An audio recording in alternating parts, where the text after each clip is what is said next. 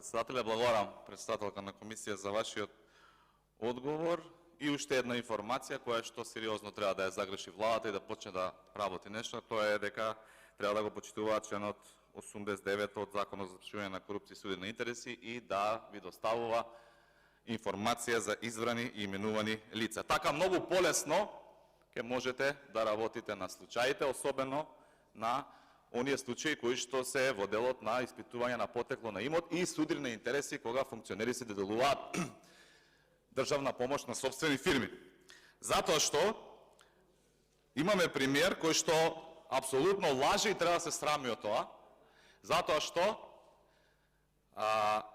лаже јавно дека повлекол некакви средства од Pixel Group, најодговорно го тврдам ова, а со документи изјава која што вие сте ја подпишале, каде што стои дека уделот во Pixel Group му го отстапувате без надомест на вашиот кум и за тоа постојат документи.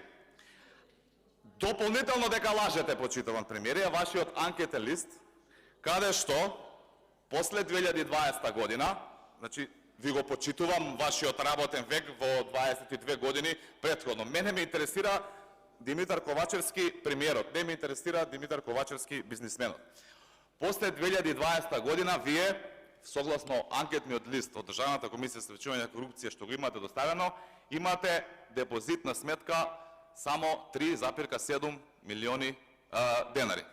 3 милиони 750 хиляди денари. Доколку имате многу повеќе, доставете ги во анкетниот лист. Меѓутоа, пак ќе повторам, после 2020 година имате 3 милиона 750 хиляди денари на сметка. Тоа, по моја претпоставка, евентуално може да биде уделот кој што вие сте го наплатиле, да речеме, од Pixel Group. Сега замислете, почитувана јавност, доколку 3 милиони 750 хиляди денари вреди уделот на Ковачевски во Pixel Group, тоа значи дека, бидејќи бил кособственик, 50-50, Pixel Group вреди 7,5 милиони денари.